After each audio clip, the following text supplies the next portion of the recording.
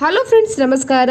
ನಾಡುನುಡಿ ಲೈವ್ಗೆ ಸ್ವಾಗತ. ಸ್ನೇಹಿತರೆ, ಇದೀಗ PM ಕಿಸಾನ್ ಯೋಜನೆಯಲ್ಲಿ ಬಿಗ್ ಅಪ್ಡೇಟ್ ಸುದ್ದಿಯೊಂದು ಇದ್ದು, ಇದೀಗ ರೈತರಿಗೆ ಈ ಶಾಕಿಂಗ್ ವಿಚಾರವೊಂದನ್ನು ಇದೀಗ ಸರ್ಕಾರ ನೀಡಿದೆ.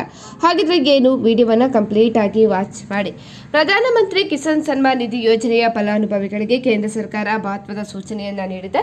ಇನ್ಮುಂದೆ ಯೋಜನೆಯ ಮುಂದಿನ ಕಂತಿನ ಹಣವನ್ನು ಪಡೆಯಲು ರೈತರು ರೈತ ಗುರುತಿನ ಚೀಟಿ ಹೊಂದಿರುವುದು ಕಡ್ಡಾಯ ಆಗಿದೆ.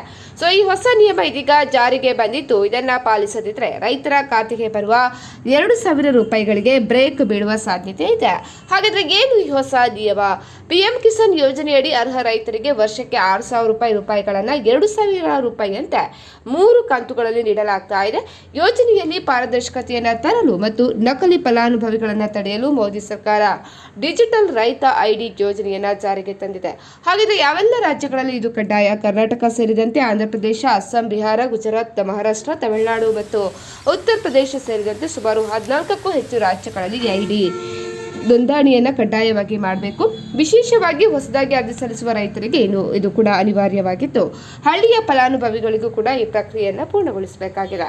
ಇದು ರೈತರಿಗಾಗಿ ನೀಡಲಾಗುವಂತಹ ಒಂದು ವಿಶಿಷ್ಟ ಡಿಜಿಟಲ್ ಗುರುತಿನ ಸಂಖ್ಯೆಯಾಗಿದೆ. ಇದರಲ್ಲಿ ರೈತರ ಭೂಮಿಯ ದಾಖಲೆ, ಬೆಳೆಗಳ ವಿವರ, ಆಧಾರ್ ಸಂಖ್ಯೆ ಮತ್ತು ಬ್ಯಾಂಕ್ ಖಾತೆಯ ಮಾಹಿತಿಯನ್ನು ಡಿಜಿಟಲ್ ರೂಪದಲ್ಲಿ ಸಂಗ್ರಹಿಸಲಾಗುತ್ತೆ. ಇದರಿಂದ ಸರ್ಕಾರಿ ಸವಲತ್ತುಗಳು ನೇರವಾಗಿ ಅರ್ಹ ರೈತರಿಗೆ ತಲುಪಲು ಕೂಡ ಸುಲಭವಾಗುತ್ತೆ.